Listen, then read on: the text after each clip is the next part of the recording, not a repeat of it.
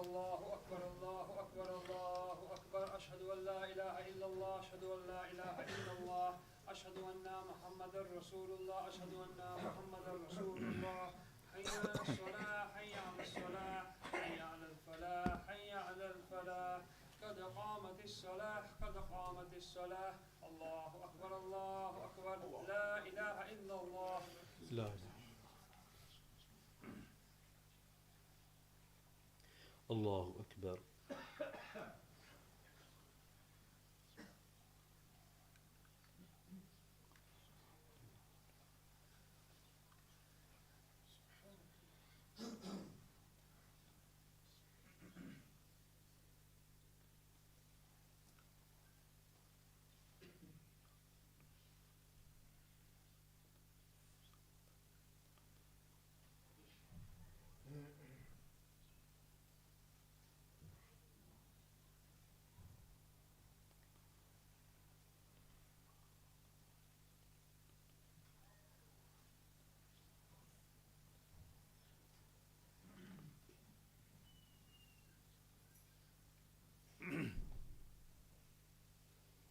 الله.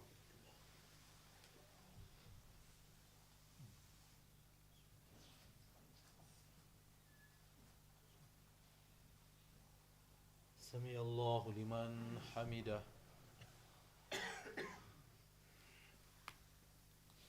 الله أكبر.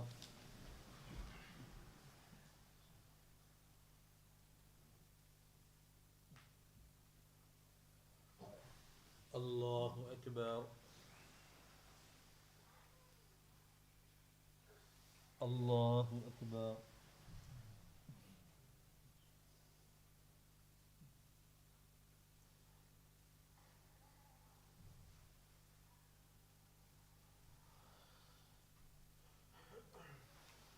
الله أكبر.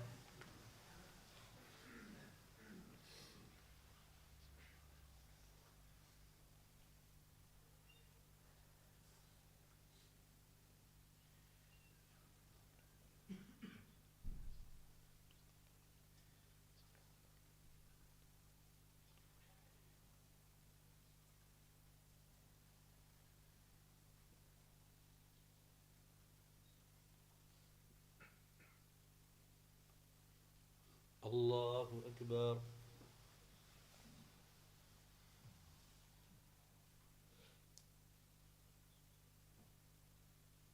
سمع الله لمن حمده.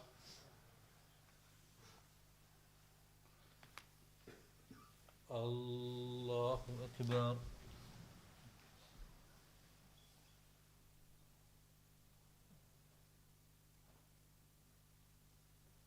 الله أكبر. الله أكبر.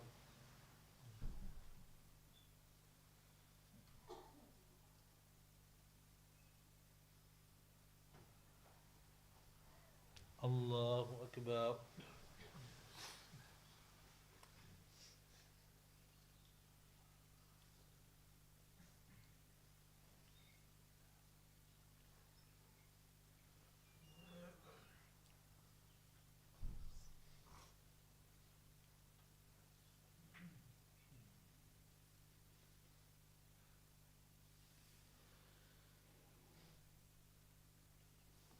الله أكبر.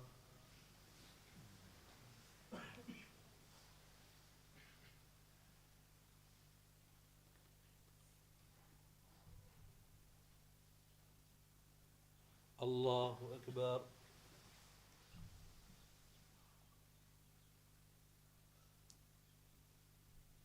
سمع الله لمن حمده.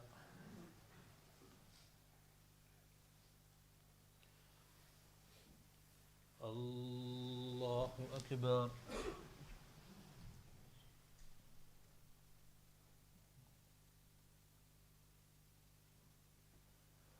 الله أكبر.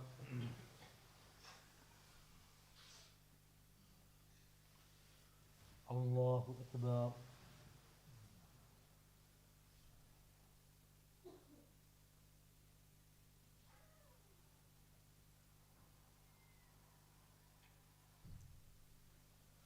الله أكبر.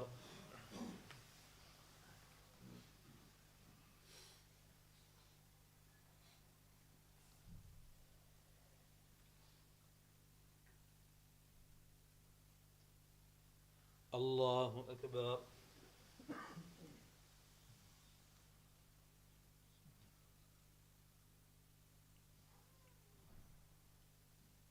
سمع الله لمن حمده. الله أكبر.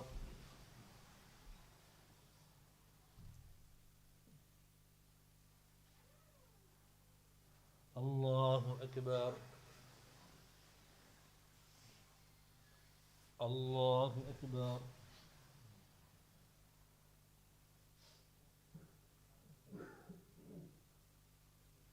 الله أكبر.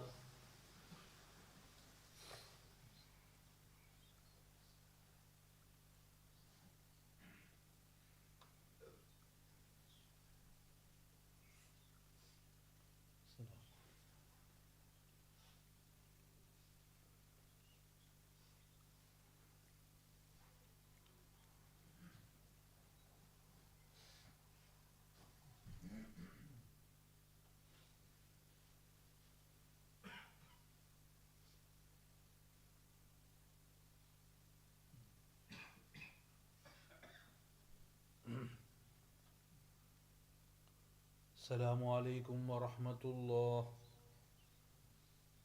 السلام عليكم ورحمة الله.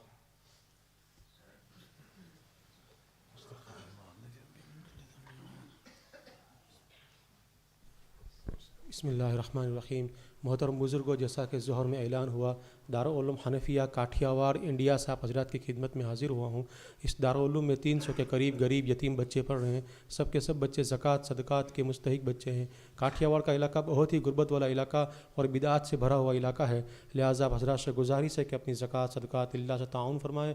अल्लाह ताला आप सब के ताउन को कबूल फरमाए, दुनिया आखिरत में बेहतरीन बदला अता फरमाए। मैं इंशाअल्लाह इशा तक यहाँ रहूँगा। जज़ाकुमुल्लाह। Inshallah, just a reminder, inshallah, after the dua, Maulana Riyaz Dola sahib will be delivering a speech in English. And inshallah, from tomorrow, Asr will be at 7:30. From tomorrow, Asr prayers will be at 7:30. Jazakumullah.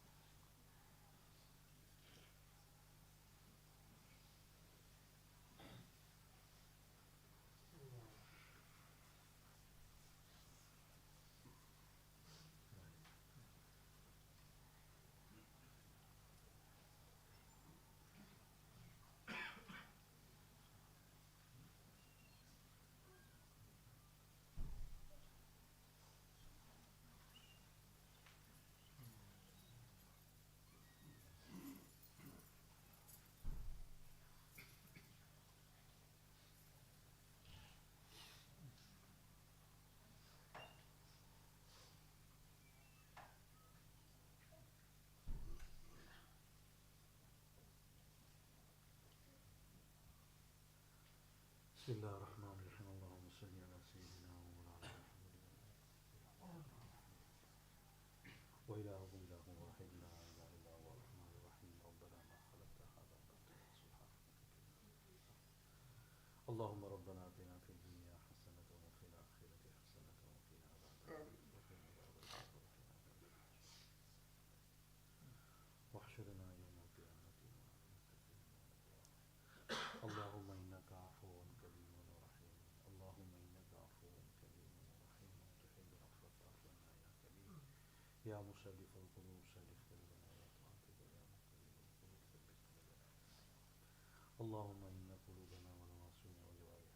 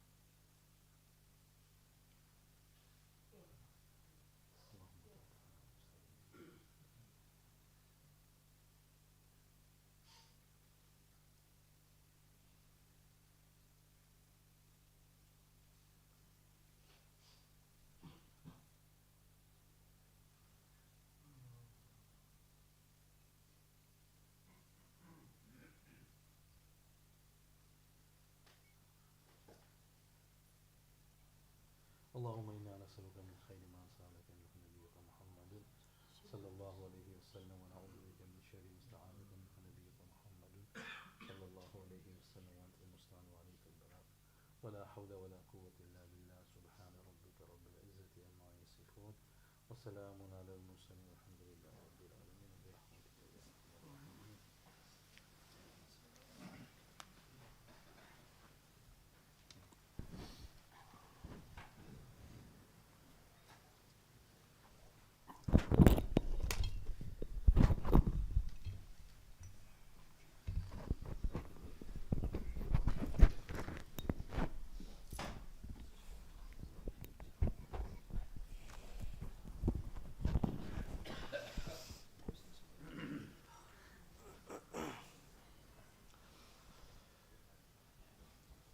بسم الله الرحمن الرحيم.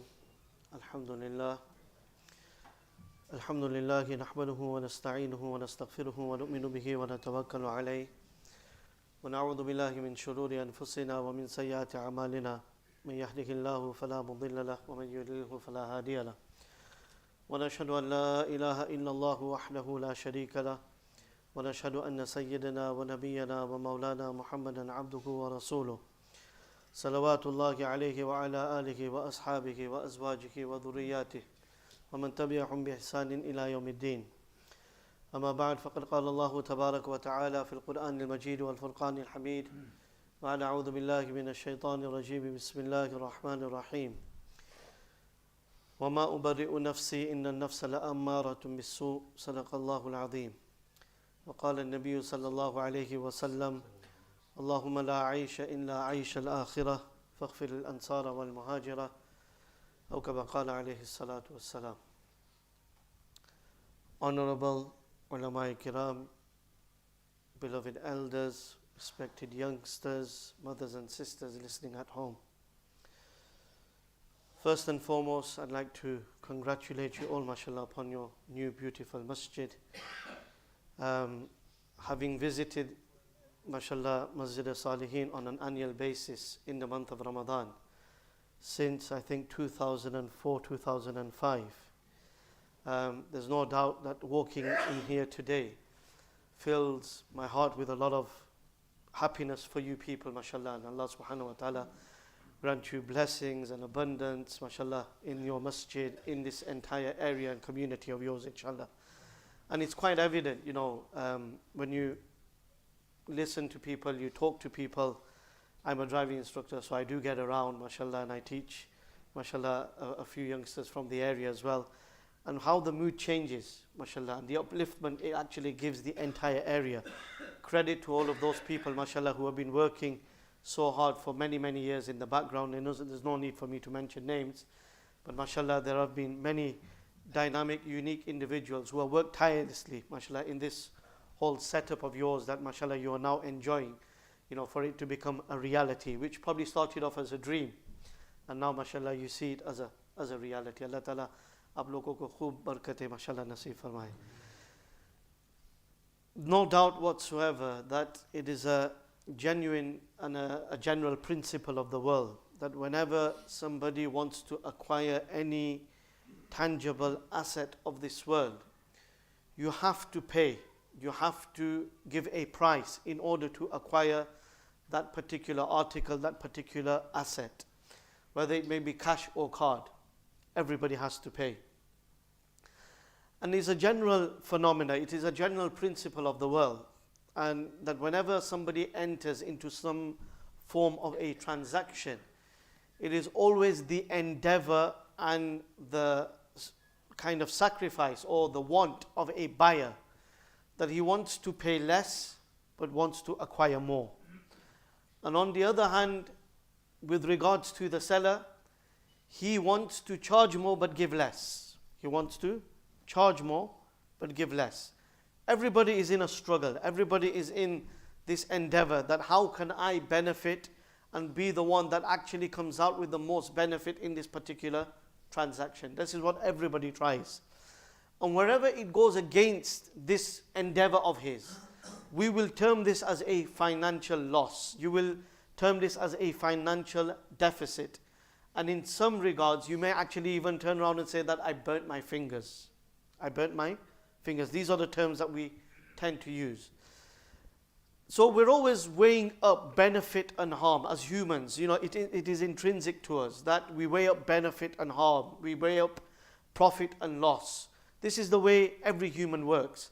But it's very unfortunate that we don't tend to apply the very same principle when it comes to sin, when it comes to engaging in acts of disobedience, when it comes to engaging in haram, when it comes to engaging and committing sin and acts of vice, etc.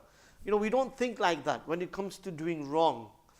And we don't actually think how much we are going to burn ourselves in the hereafter when it comes to actually engaging in vice and committing sin. When in reality we should be doing exactly the same. We should be doing exactly the same.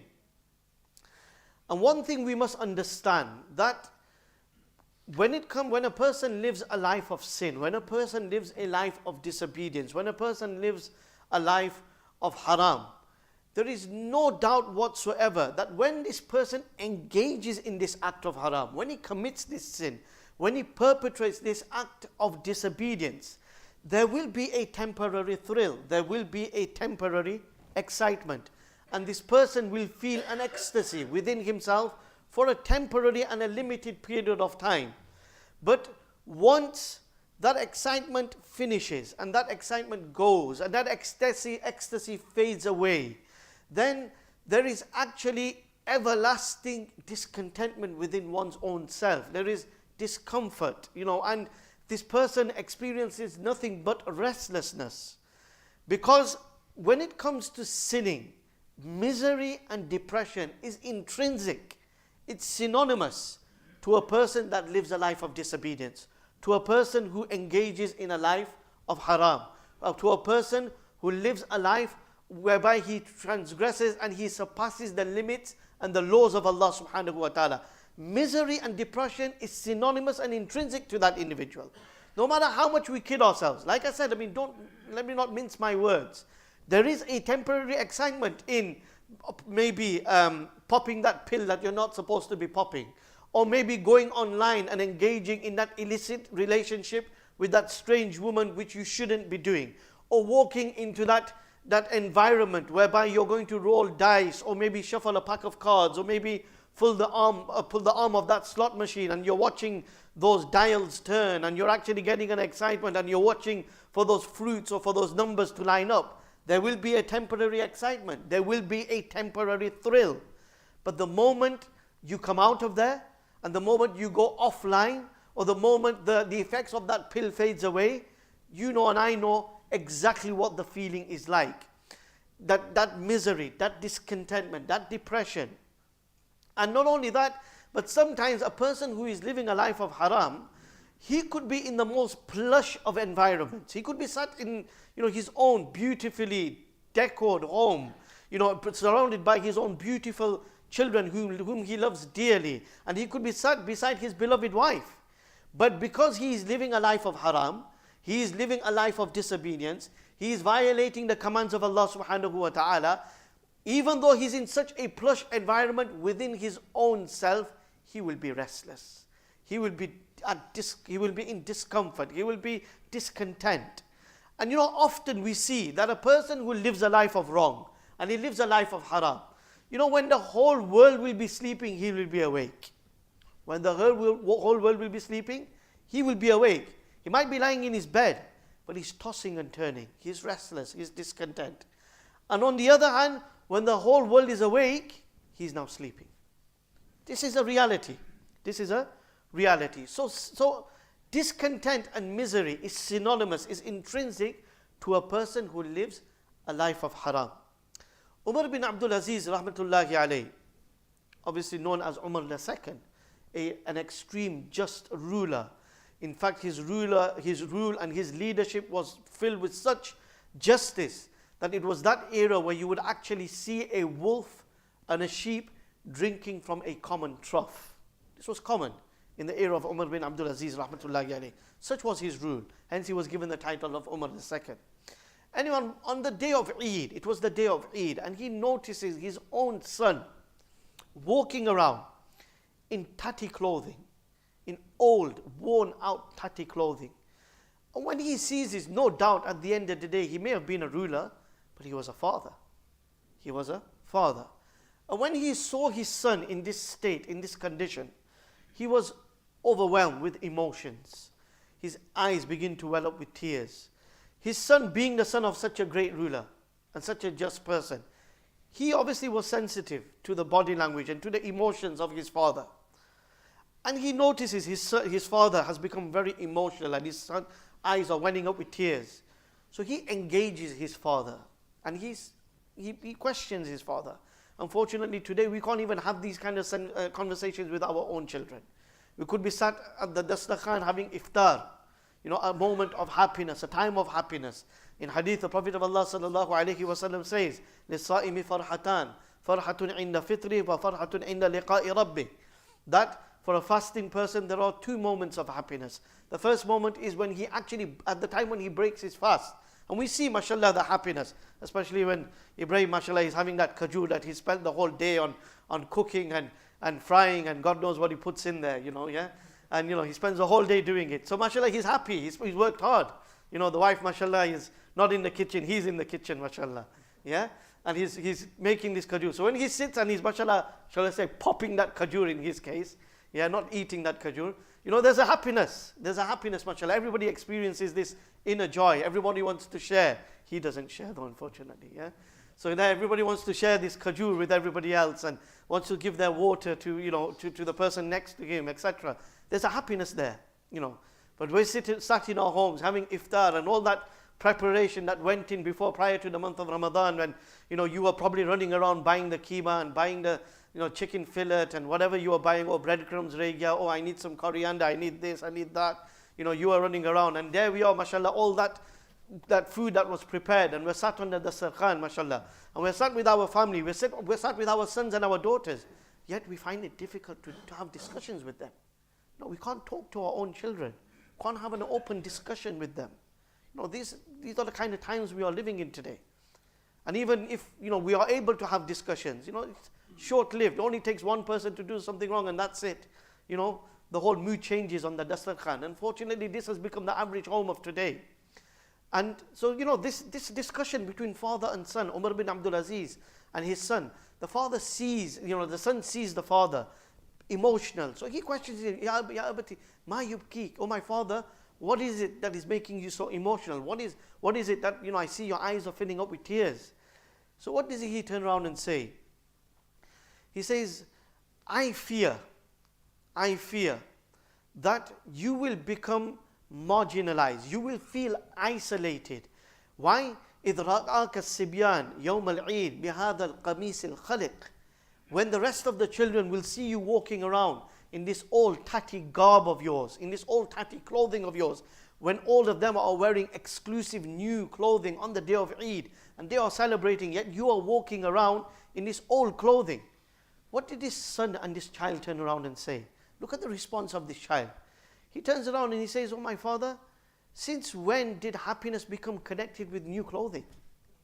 Who said that a person that wears or walks around in new clothing, exclusive clothing, he is the one that Allah subhanahu wa ta'ala grants happiness? Since when has happiness become intrinsic or synonymous to new clothing? He says no. He says happiness and misery. He said misery and depression is for that person, man a'adamahu Allahu ridahu, who is not blessed with the pleasure of Allah subhanahu wa ta'ala. Allah is displeased with him. That is the person that should be living a life of misery and depression. Aw aqqa ummahu aw abahu, or he is living a life whereby he is disobedient to his parents. Wa inni la arju Allah an yakuna Allahu anni radin biridak. He says, I have full hope in Allah subhanahu wa ta'ala that because you are pleased with me, Allah subhanahu wa ta'ala will be pleased with me as well. This was the response he gave. So depression and misery is synonymous to a person who lives a life of disobedience. And when a person decides to forsake a life of sin and to turn his back on a life of disobedience, to turn his face away from a life of transgression, then Allah subhanahu wa ta'ala gives this person an even better return. Ibn Qudama mentions an incident in Kitab al-Tawabin of a person named by the name of Mahdi. And this is a general principle of Allah. Man taraka shay'an lillah, awadahu Allahu khayran minha. That whosoever forsakes something, he sacrifices something for the pleasure of Allah subhanahu wa ta'ala, for the sake of pleasing Allah subhanahu wa ta'ala, then Allah subhanahu wa ta'ala grants that individual, that person, an even better return, an even better substitute, replacement for what he has actually sacrificed. This is a general principle of Allah. Whether we believe it or not, whether we understand it or not, this is the general way of Allah subhanahu wa ta'ala. So he mentions an incident of a person by the name of Mahdi. His name was Mahdi. He was living a life of transgression, a life of sin, a life of surpassing the limits and the laws of Allah subhanahu wa ta'ala. However, he was fortunate that he had this one slave girl, a maid, who had genuine concern within her heart for her master, for her owner. And then this one particular evening, where, like every other evening of his, he was whining and dining all night and womanizing, and he falls asleep just at the time of dawn, at the time of Fajr Salah, and he passes that Fajr Salah while sleeping. Then the time for Dhuhr approaches, he's still sleeping. The time for Asr sets in, he's still sleeping. The sun sets and the time of Maghrib passes and he's still sleeping. And here is this slave girl of his who's looking at him in his slumber, totally out of his senses, intoxicated by the liquor and by the alcohol he's consumed the night before. And she's thinking to herself that, what, I need to wake this guy up. I need to somehow open this guy's eyes. So what does she decide to do? She goes into the kitchen and she returns with one burning charcoal. With one burning charcoal. And she places this burning charcoal on that guy's leg, on Mahdi's leg. What does it do? Obviously it burns him and it startles him, awakens him. فَانْزَعَجَ, he's angry and he's startled and he's like, what are you doing? What are you doing? Why are you burning me? What does she turn around and say? جَمْرَةٌ مِّنَ الدُّنْيَا فَكَيْفَ تَصْنَعُ بِنَارِ الْآخِرَةِ. So this was just one burning charcoal of the world, and you couldn't tolerate it, you couldn't take it. What are you going to do when Allah subhanahu wa ta'ala hurls the flames of Jahannam towards you? And Allah subhanahu wa ta'ala in Surah Mursalat, He says, إِنَّهَا تَرْمِي بِشَرَرٍ كَالْقَصْرِ كَأَنَّهُ جِمَالَةٌ صُفْرٍ. That the fire of Jahannam is no normal fire. One flame, Allah subhanahu wa ta'ala will hurl flames the size of palaces towards you. The size of Qasr, palaces. That's how huge this fire will be. He says, what will you do then? And this was it. That became the turning point in his life. The penny dropped. He understood. He woke up from his slumber. And this became the very turning point. And now he lived a life of absolute abstinence. Living hand to mouth. He never had all the riches anymore. That flashy lifestyle, that flamboyant lifestyle that he was living, where he had the house, he had the beautiful cars, he had the nice lavish spreads each evening, each day. He had the beautiful women surrounding him. He had everything. But he wasn't living that life anymore. A life of hardship, a life of difficulty, abstinence, total seclusion, totally aware of Allah subhanahu wa ta'ala. And what happens? Two very well-known, renowned scholars and pious sages of that particular age, Sufyan ibn Uyayna, وَكَانَ مُحَدِّث al-Haram al-Makki, he was the muhaddith of the Haram of Makkah at the time, and Fuzail ibn Iyaz, rahmatullahi alayhi, two very, very pious, eminent people of that particular era. They also, look at the way these people think, look at what they look at, and look at how they measure people. Today we measure people by the car he drives, or by the house he lives in, or the wife he has, or maybe the amount of money that he has. This is how we measure people. Look at what they were looking at. What did they turn around? They looked at him. They analyzed his life prior to his turning point, and then they looked at his life after he became a sage of his age as well. And they thought to themselves, what? We can't see anything that Allah subhanahu wa ta'ala has given him as a better return for the life that he has discarded and for the life that he has forsaken. So they actually approach him. They approach him and they engage him. They question him that, what? It's a general and a common principle of Allah that whenever somebody forsakes something for the sake of Allah subhanahu wa ta'ala, Allah Ta'ala grants them an even better return. Okay? But looking at you, we can't seem to notice anything that Allah has given you even better than what you have left behind. So what exactly is it that Allah subhanahu wa ta'ala has given you? You know, look at the way they were measuring him. So what does he turn around and say? He says, you know what? Yes, by looking at it on the face of it, you probably think I don't have anything. I don't even have the same house that I used to live in. I don't have the same conveyance of the car anymore. I don't have the same women surrounding me. My food has become very simple. My clothing is tatty and old and worn out now. And you probably think I don't have anything. But he says, you know what? By Allah, when I was living that life of sin, that life of transgression, that life of vice, you know, I was living a life of misery. I was living a life of depression. And I was the most miserable person you would ever come across or you would ever meet, you know, that you would ever meet. Now that I've changed my life, and yes, I am struggling. I am living hand to mouth. I'm struggling to make ends meet. But one thing I do have now is ar-rida bima ana fi. I am content. I am happy. That inner contentment, that inner happiness is what Allah subhanahu wa ta'ala has actually given me in return for the life that I have forsaken and I have left behind. So it's a general principle of Allah subhanahu wa ta'ala that whenever somebody forsakes something for the sake of Allah subhanahu wa ta'ala, Allah grants them an even better return. Ibn Qayyim Jawzi rahmatullahi alayh, taking this very hadith, this very saying of Rasulullah sallallahu alayhi wasallam, he has actually used it as a title in one of his books known as Kitab al-Muhibbeen. And then he has cited many examples of this, that somebody who's forsaken something and what Allah subhanahu wa ta'ala has given them in return. And it starts off with none other than Hazrat Yusuf ala nabina alayhi salatu wassalam. Look at the life of Yusuf alayhi salam, he says. Look at the sacrifice he made. He made the ultimate sacrifice. And don't get me wrong, the circumstances surrounding Yusuf alayhi salatu wasalam were very unique. For him to have become indulged and for him to have tarnished and tainted his reputation with this sin of adultery was very easy for him. You probably don't know, Maulana, he was a prophet. No. The circumstances surrounding him was so unique that if it was any other individual, they definitely would have perpetrated the act of zina. And they would actually indulge and tarnish themselves with this particular vice and with this particular sin. And then he explains that look at the circumstances. First and foremost, he says, kana shabban. Yusuf alayhi salatu wasalam was at the height of his youth. Was shababu markazu shahwa. And youth and lust goes hand in hand.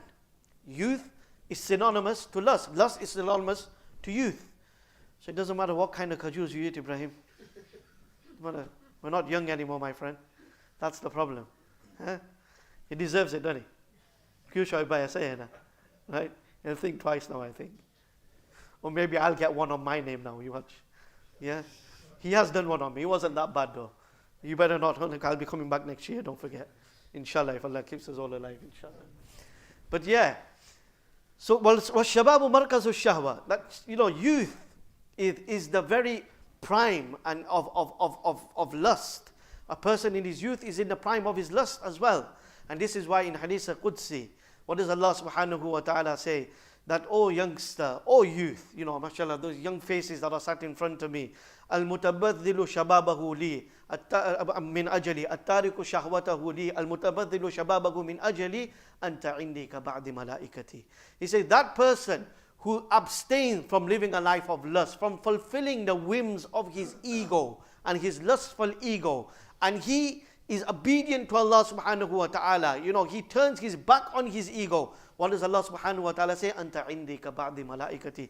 Your rank in my eyes is no lesser than the rank of the angels. Why? Because lust is synonymous to youth. So Yusuf alayhi salatu wasalam kana shabban wa shababu markazu shahwa. He was a young man. He was in the prime of his youth. So it was easy for him to slip into this vice, into perpetrating this act of zina. The second thing he mentions, he says, لَيْسَ عِنْدَهُ مَا يُعَوِّذُهُ. That many a times, when a person, you're outside, and you cast a lustful gaze upon something that you're not supposed to be looking at. But then at the end of the day, you have a halal avenue at home whereby you can get rid of that feeling and that sensation that has actually developed within your own self. And this is why in hadith we are taught that when you're out there and by chance you see something that you're not supposed to look at, then you should return home. Why? Because your wife has nothing less to offer than what you've actually seen outside. This is what Islam teaches us. But Yusuf alayhi salam, kana adban. He was unmarried. He didn't have a halal avenue to actually return to, whereby he could have actually got rid of that feeling of lust that would have actually developed within him when he was actually trying to be seduced by the wife of the minister. He didn't have a halal avenue to return to. So again, that made it even harder for him and made the circumstances unique for him. That's the second reason he gives. The third thing he gives, he says, Kana ghariban fi ahli. He was a foreigner. He was in a foreign land. He was in a foreign land. Many a times, when we travel abroad and we go somewhere where we are not known, it's very easy to actually let your guard down. When you're outside in your own community, in your own kind of vicinity, and you're surrounded by people that you know, people like us have to even think twice about where we park. मैं अभी आपके car park में आया, मैंने देखा ये disable पे अच्छा लगता है. Yeah, good space here. मेरी गाड़ी भी थोड़ी बड़ी है. So I'm thinking I won't be able to get out if I park in these, small bays. So I thought this disabled bay looks good, but I had to think twice. I said no. Ismail ke sake doni molviya disabled bay mein gadi park kar diji. So I had to think twice, and it means I said, okay, if you have to, mashallah, I've lost a few pounds as it is, So if that means breathing in and coming and exiting the car, then so be it. So I parked next to a car. I don't know whose car it was, but it was a struggle getting out. So when you're surrounded by people that you know, obviously it's a lot more difficult to actually slip into wrong, into haram, into vice. Why? Because you know, the eyes on you, or that Isa Bhai is watching me over there. So you're very, very mindful of who's watching you and who's surrounding you. But when you go into a place when you're not known, for example, you go on a lad's holiday. You're smiling, Qatar. Yeah? You go on a lad's holiday. And then you'll get videos coming through, or you'll get pictures coming through on your social media platforms. Yeah? And now you're looking at it, okay? It's okay. It's a Liverpool fan. I can forgive him for that. Okay, right? Okay. So what happens is you see pictures of an individual from your boys, from your lads, from your friend circle, and he's doing something, and you think, Allah, I didn't think he had it in him to do this. You're kind of shocked. And then when he comes, Allah, what's Allah to do? What kind of? I didn't think you'd do anything like that. But automatically it happens when you go into a place where you're not known. You're on a lad's holiday. You're on a foreign land. Kana ghariban fi ahli. You let your guard down. Yusuf alayhi salam was in a foreign land. He wasn't from there. He wasn't from there. Okay? And for him to have slipped into this vice, again, because of the fact that he was a foreigner, was very unique, was easy for him to actually indulge and taint his reputation with this particular act of disobedience. But again, what did he do? He abstained, he refrained. Okay? Then he mentions the other unique thing about this whole situation surrounding Yusuf alayhi salatu wasalam was that many a times, not only does a person abstain because you're in a foreign land, sometimes it's the fear of your reputation and embarrassment that actually holds you back as well. Okay? But his reputation was what? Was that of a slave. He had the status of a slave. What reputation did he actually need to look after and be mindful of? And then on the other side, the reputation of that woman that was trying to seduce him, she was the wife of a minister. She had a prominent status. Whereas Yusuf alayhi salatu wasalam had no status. So again, it was easy for him to slip into vice. But he abstained and he refrains. The other thing he mentions is that there was no fear of rejection or embarrassment. Many a times, a person fantasizes or becomes infatuated with a certain lady. Okay? And I'm not saying this is jaiz or halal, yeah? Especially my youngsters, listen carefully. But you become infatuated with a certain individual and you fantasize within your own minds. And you're thinking to yourself, what, I should approach this particular individual. But the fear of rejection and the fear of embarrassment, what does it do? It holds you back. What if she says no? What if she says no and everybody else finds out? I'm going to be embarrassed. People are going to laugh at me. So automatically that holds you back. Fear of rejection, fear of embarrassment. And one thing we need to understand though, that when a person abstains from sin for the fear of rejection or for the fear of embarrassment, then unfortunately that is something you won't be rewarded for. Many a times, like I said, that you want to do something wrong, but somebody's watching you, or you fear embarrassment. That, what, I can't do it because, I'll be embarrassed and people will get to know about it, etc. You abstain. There's no doubt you won't be reprimanded, or you won't be held accountable or taken to task by Allah subhanahu wa ta'ala because you actually didn't perpetrate that act of haram or that particular vice or that particular sin. So you won't be reprimanded. But at the same time, what exactly was it that held you back and stopped you from actually committing that act of wrong?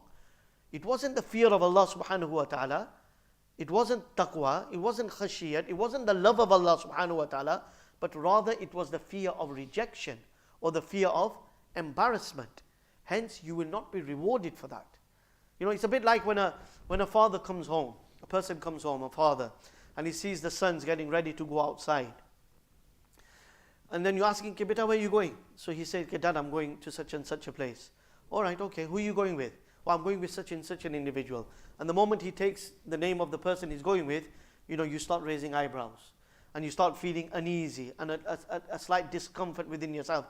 No, beta, and then to a point that you feel so uneasy that you actually, you kind of verbalize your uneasiness and you express your feelings and you say to the son that, beta, what, I don't think it's appropriate for you to actually go with that particular individual. He's a good guy, mashallah, he's a good lad, but and I know that he also has certain bad habits. Hence, I don't want you to become a victim of those bad habits as well. Hence, it's better for you that you don't go. Why don't you stay home? Stay with me, spend some time with me, we can go out a bit later or something. But he's like, no, Dad, please, I need to go and this and that. And he's kind of not taking your word for it. Anyway, you go away from there, only to return a couple of hours later and you realize, oh, you're still here. And now you're thinking within yourself that, what, maybe he decided that, I should respect my father, I should honor the words of my father. And because my dad has said to me not to go, I shouldn't go. So within your own self, you're actually getting happy. You're feeling a pleasure within yourself. Chalo, mashallah, look how obedient my son is. So you said, oh, mashallah, beta, you didn't go. You listened to what I said. He said, no, Dad, I'm still waiting for him to come pick me up. I said, no, Dad, I'm still waiting for him to come pick me up. He's not come yet. And then he said, oh, right, okay, So that pleasure that you were experiencing automatically fades away, disappears. And no doubt within your own self. And then maybe an hour or two later, it ends up happening that he doesn't actually end up going. He doesn't go. He actually stays in the house and he doesn't go. But would you still go up to him and pat him on the back and say, beta, you know what, you're a very obedient child. You didn't go, you listened to me, etc. You're such a good boy, etc. You're not going to pat him on the back.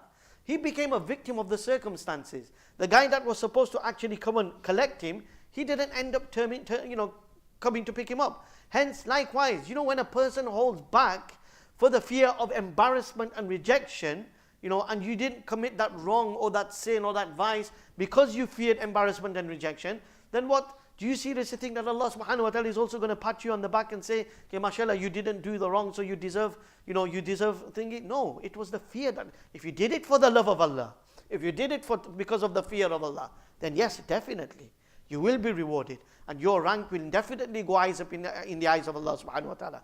But it was for some other reason, then no, unfortunately not. That's the truth of the matter, and that's what the reality is. So, with Yusuf ala nabiyina alayhi salatu wasalam, there was no fear of rejection or embarrassment. Why? Because it was the lady that was actually forcing herself onto him. She وَغَلَّقَتِ الْأَبْوَابِ She actually locked the doors. وَقَالَتْ هَيْتَ لَكَ And this is exactly what the next point that Ibn Jawzi makes. She was being assertive. Not only there was no fear of rejection or embarrassment, she was actually being assertive. هَيْتَ لَكَ Yusuf, come, let's indulge, let's engage in our fantasies. But what did Yusuf alayhi salatu wasalam do? قَالَ مَعَاذَ اللَّهِ He said, no, I seek the protection and the refuge of Allah subhanahu wa ta'ala. إِنَّهُ رَبِّي أَحْسَنَ مَثْوَايَ How can I do this when my Lord has looked after me in such a way? And Yusuf ala nabiyina alayhi salatu wasalam, despite all the odds being stacked against him, he was a slave, he had no reputation, he was in a foreign land, he was in the prime of his youth, he had no halal avenue. Not only that, that lady was in an environment that she was very familiar with. Yusuf ala nabiyina alayhi salatu wasalam had not even seen that particular part of the house. So he didn't even know where he was. Where does he now go? Where does he now turn to? She has locked all the doors. But Yusuf alayhi salatu wasalam, he runs, and Allah subhanahu wa ta'ala opens the doors for Yusuf alayhi salatu wasalam. Not only does he open the doors, but we learn that, okay, even after this, he still had to go through hardship. He was in prison, according to some narrations, for 9 years. But even after that, because of the ultimate sacrifice that he made, what happened after 9 years? وَكَذَلِكَ مَكَّنَّا لِيُوسُفَ فِي الْأَرْضِ يَتَبَوَّأُ مِنْهَا حَيْثُ يَشَاءُ. We placed the entire empire of Egypt at the feet of Yusuf alayhi salatu wassalam. Why? Because he made that ultimate sacrifice. مَنْ تَرَكَ شَيْئًا لِلَّهِ عَوَّضَهُ اللَّهُ خَيْرًا مِنْهَا. Whosoever sacrifices something for the sake of Allah, Allah gives them an even better return. Then he mentions the example of Sulaiman alayhi salatu wassalam. وَلَمَّا عَقَرَ Sulaiman. When Sulaiman alayhi salatu wasalam slaughtered those horses that he was preparing for battle, what exactly happened there? He was getting ready for a battle, getting ready for an expedition. And, whilst he was preparing these horses, which were obviously a wealth granted to him by Allah subhanahu wa ta'ala, and they were beautiful horses, very, elegant and very, very well reared and breeded horses. But whilst he's preparing this army and he's getting these horses ready, it so happens that two narrations, according to one narration, he missed his Asr Salah. He missed his Asr Salah. And according to another narration, he didn't miss his Salah, but he delayed in offering his Asr Salah. He delayed in offering his Asr Salah. And Allah subhanahu wa ta'ala talks about this in the Quran, that when the horses were presented to, when he was busy in readying these horses, and he delayed in offering his salah, and he realized that he's delayed in fulfilling this command of Allah subhanahu wa ta'ala, he called for these horses to be brought. And what did Sulaiman alayhi salatu wasalam do? Again, he made the ultimate sacrifice. He said, you know what? If these horses have become a means in me delaying and fulfilling a more noble command of Allah subhanahu wa ta'ala, these horses are no good to me. Slaughter all of these horses. And the meat was distributed amongst the poor. But when he made that ultimate sacrifice, what did Allah subhanahu wa ta'ala give him? وَلِسُلَيْمَانَ الرِّيحِ غُدُوُّهَا شَهْرٌ وَرَوَاهُهَا شَهْرٌ. Allah subhanahu wa ta'ala then granted him a power over the winds. He didn't need the horses to travel anymore. Allah subhanahu wa ta'ala granted the winds to Sulaiman alayhi salatu wasalam, to the point that he would travel upon the winds and cover such a distance that the amount of time it would take an Arabian horse, the amount of distance that would be covered by an Arabian horse in the duration and the period of 1 month, Yusuf alayhi salatu wasalam used to cover that in 1 morning.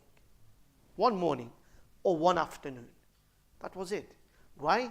مَنْ تَرَكَ شَيْئًا لِلَّهِ عَوَّضَهُ اللَّهُ خَيْرًا مِنْهَا. Whosoever forsakes something for the sake of Allah subhanahu wa ta'ala, Allah ta'ala grants them an even better return. And then he mentions the very plight of the Muhajirin, as to how they forsake their motherland, and they left their motherland, their native land, and they went from Mecca all the way to Medina. And despite the fact that they didn't want to leave their motherland, their native land, and they left with a heavy heart. Even the Prophet of Allah sallallahu alaihi wasallam, when exiting Makkatul Mukarramah and going towards Medina, when the command of Allah subhanahu wa ta'ala came to migrate, we hear time and time again the riwayat from our ulama that he came out of Medina, but every time as he was leaving, he would take a few steps, he would stop, he would turn around, and he would look at Makkah again. And again he would turn around, walk a few steps, he would stop, and he would look at Makkah again. Why? He didn't want to leave Makkah. And then he addresses Makkah. "Oh Makkah, you are most beloved to me. You are so dear to me. If it wasn't for your inhabitants, if it wasn't for these infidels and for these disbelievers, I would never have left you and gone to Medina." But the Prophet of Allah sallallahu alaihi wasallam went. Even the Sahaba, they went. They made this ultimate sacrifice of leaving their motherland and going to Madinatul Munawwara. But then when they made this sacrifice, what happened? Allah subhanahu wa ta'ala again placed the east and the west, the empires of the east and the west, at the feet of the Sahaba as well. So whenever somebody forsakes something for the sake of Allah subhanahu wa ta'ala, Allah ta'ala grants them an even better return. And then he talks about that person who has the habit of committing theft, that person who engages in zina. He says, if you will forsake and discard and stay away, abstain and leave your life of robbery and theft, and you discard and you stay away from your life of zina and adultery and fornication, Allah subhanahu wa ta'ala will give you an even better return. That wealth you are acquiring through your theft, Allah subhanahu wa ta'ala will grant you through halal. That pleasure that you are experiencing whilst committing that sin and perpetrating the act of zina, Allah subhanahu wa ta'ala says, I will give you that very same woman, if not an even better woman, a halal avenue to actually fulfill this lust and this desire of yours. And then he goes on to mention, and then the other example that is given is none other than the very eminent Sahabi of Rasulullah sallallahu alayhi wasallam, Abdullah ibn Huzafa radiallahu ta'ala an. So it is mentioned that during the Khilafat of Umar radiallahu ta'ala anhu, he prepared an army and he was sending out an army, and within this army was Hazrat Abdullah ibn Huzafa, a very eminent Sahabi of Rasulullah sallallahu alayhi wasallam. And whilst they were traveling, when they reached a certain place, they were apprehended by the ruler of that particular area. And he was informed that a very prominent companion of Rasulullah sallallahu alaihi wasallam is amongst this particular army. So he ordered for him to be brought before him. So Abdullah ibn Huzafa is brought before the ruler of that particular place and that area. And then he says, listen, a'aridu alayk, I'm going to make you an offer. Ushrikuka fi mulki wa sultani. He says, I will give you half of my kingdom and half of my wealth for you to leave the deen of Muhammad sallallahu alaihi wasallam. That's all you have to do. The condition is you leave the deen of Muhammad and I will make you an equal partner. No strings attached. You will be given half of my empire. What did he turn around and say? He says, you know what? Never mind half.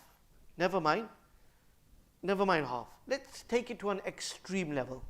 He says, لو أعطيتني جميع ما تملك وجميع ما ملكته العرب على أن أرجع عن دين محمد صلى الله عليه وسلم طرفة عين ما فعلته. What does he turn around and say? He says, forget half, give me everything you own. Give hand your entire empire over to me. Make me the owner of all your assets and all your wealth. And not just yours, what everybody else owns as well. What the whole of Arabia owns. And you say to me that leave the deen of Muhammad sallallahu alaihi wasallam, not indefinitely, just for the period of the blink of an eye, just so that I flinch one eyelid. Ma fa'altu, he says, no, I won't do it. If it was you and me, I believe inside. I'll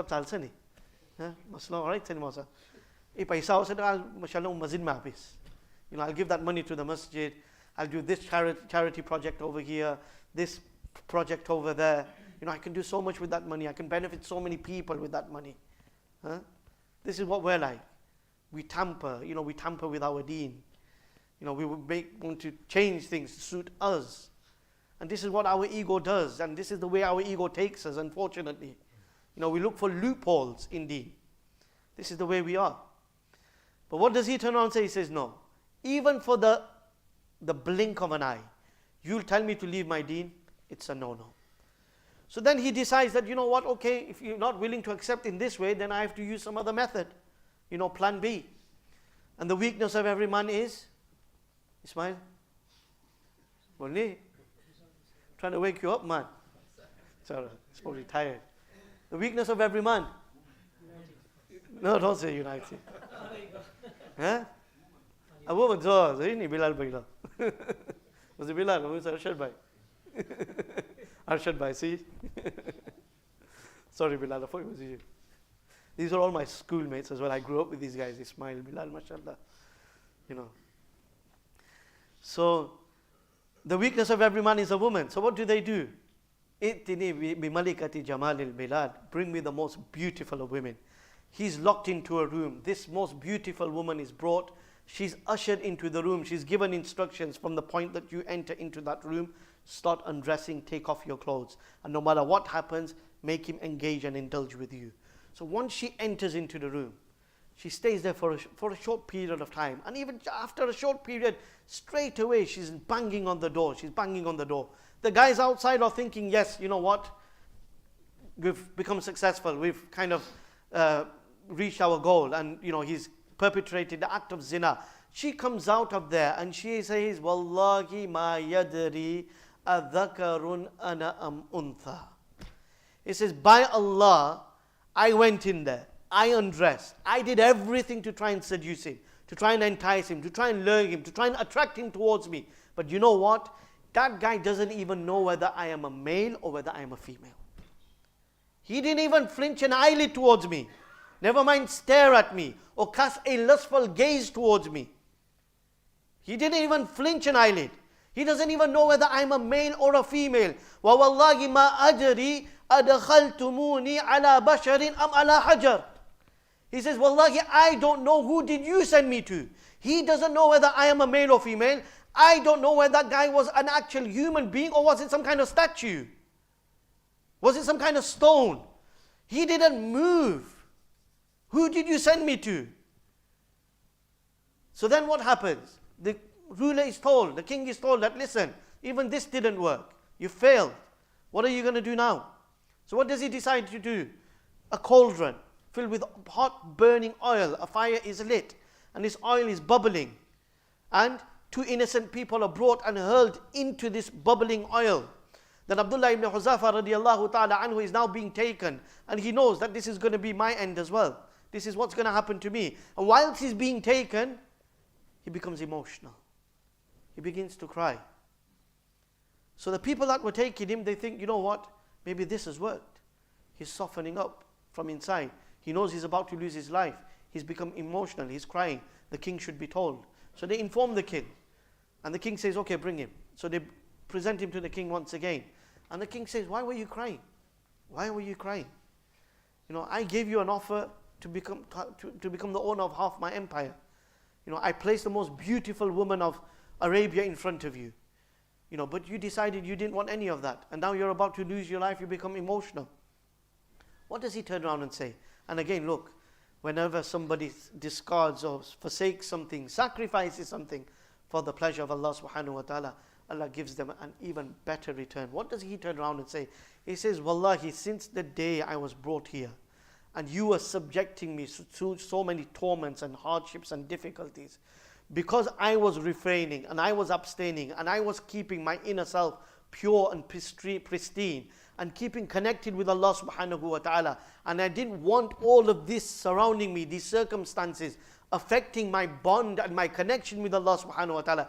He says, by Allah, I have never ever experienced such an ecstasy in the closeness of Allah subhanahu wa ta'ala ever before.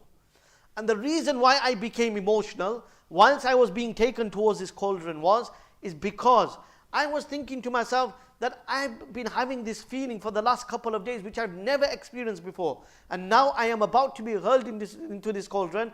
I'm going to perish, I'm going to die. I'll never be able to experience that feeling again after this. And I'm thinking to myself, I only have one life to sacrifice. And I won't be able to experience this ever again. And that's the reason why I was crying. That's the reason why I became emotional. By Allah, if I had enough lives equivalent to the strands of hair on my body, for this feeling, for this ecstasy, for this closeness that I was experiencing with Allah subhanahu wa ta'ala, I would happily sacrifice every single one of my lives. This is what it is. But unfortunately, we don't understand this anymore. We think that going towards wrong, there's a thrill, there's an excitement, there's an ecstasy in doing that wrong, in committing that haram. But by Allah, you know, the depression and the misery that comes after it, it lasts forever and ever. This is why a poet very, very beautifully says, لا تقرب الأمر الحرام. Don't go towards haram. Why? فإنما حلاوته تفنى ويبقى مريرها. That yes, the ecstasy and the sweetness of that wrong will be there. But once that ecstasy and that sweetness fades away, the bitterness and the depression will last forever and ever. And you won't be able to get rid of it. صاحب الشهوة عبد. And in reality, that person who always fulfills the lust of his ego and he always succumbs to the whims of his ego. Why is he? In reality, he's not a free man. He's actually a slave. صاحب الشهوة عبد. A person who succumbs to the whims of his ego, in reality, he's a slave. إذا غلب الشهوة أضحى ملكا. It's only when you will go against the whims of your ego and you will control the lust of your ego and you will control your desires. That's when you become the ruler. That's when you become the king. Until then, you're the slave of your ego. And this is what the purpose of this month is, my dear brothers and youngsters. Allah Ta'ala ne hame Ramzan ka mahina kyun diya? Why do we have the month of Ramadan? In Ramadan, Allah subhanahu wa ta'ala takes away the shaitan. But our nafs stays with us. The egos are still there. Yes, there's no doubt that our ego is weakened. Why is it weakened? Why do we we've got an upper hand over our ego? Normally on a normal day, our ego will say to us that, you know what, how can you miss a Champions League semi-final? Just stay home, you can pray your namaz at home, doesn't matter. But in Ramadan, what will we do? Say no, namaz first. And everybody comes to the masjid. Okay? So that's what happens. Why? Because you're weakening your ego.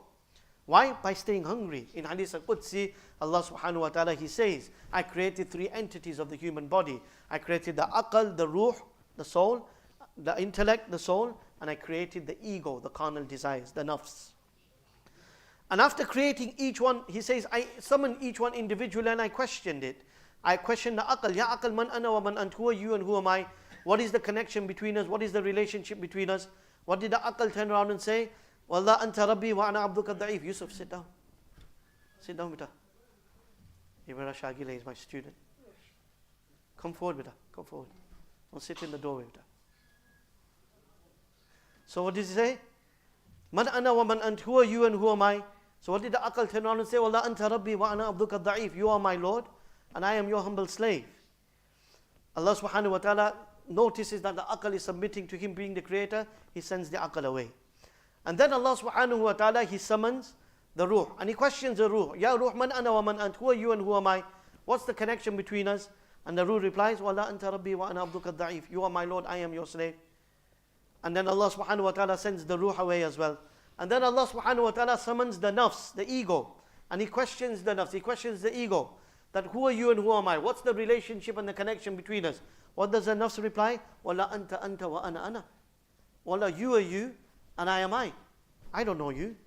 Allah says, Acha, I created you, I designed you, I fashioned you, yet you're not willing to accept that I'm the creator.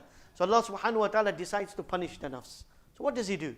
He places the nafs in a blazing hot fire and He leaves it there for 1,000 years. And after letting it burn for 1,000 years, He then summons the nafs again and He questions, what's the relationship and the connection between us? What does the nafs reply? Anta wa ana. You are you and I am I. There's no connection between us.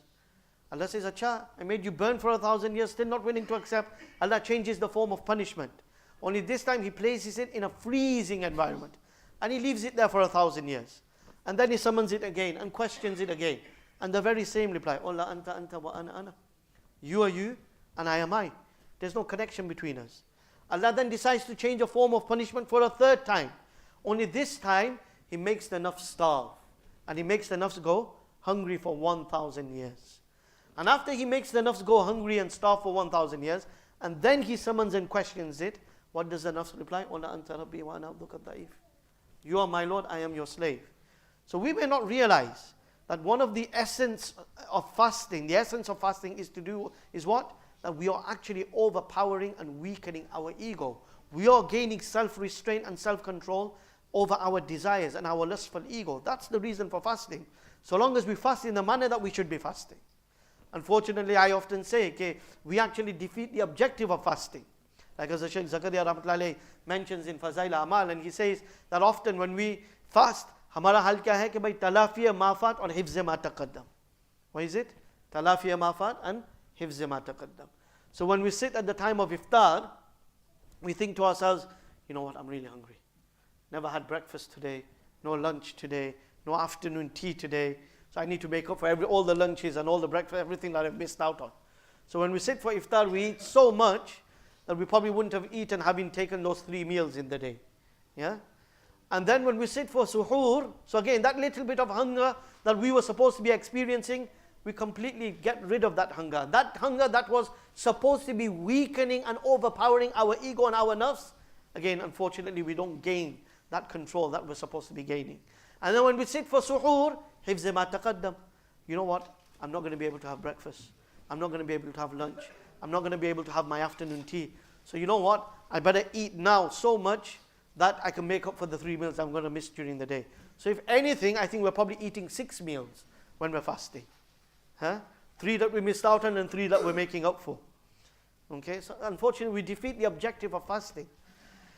So, my dear brothers, the essence of the month of Ramadan, and going back to what we were talking about right at the beginning, it's very important that we apply the very same theory and principle when it comes to living succumbing to the whims of our ego and doing what our lustful ego is actually telling us to do in terms of committing acts of wrong and haram and violating the commands of Allah subhanahu wa ta'ala. Let's weigh up the profit and loss. Let's weigh up the benefit and harm. Let's understand that, okay, in the matters of world, when I'm engaging in transaction, I'm always weighing up what the profit and loss is. Am I actually doing that when it comes to committing acts of wrong and haram? And inshallah, if we live our life accordingly and we're mindful of this and we weigh up the options every time our ego is taking us towards an act of wrong and an act of haram, and we're thinking that, the loss and the harm is far greater than the benefit that I'm going to gain, then inshallah automatically that will allow us to abstain from that act of wrong and from that act of haram, and automatically we'll become closer to our Creator.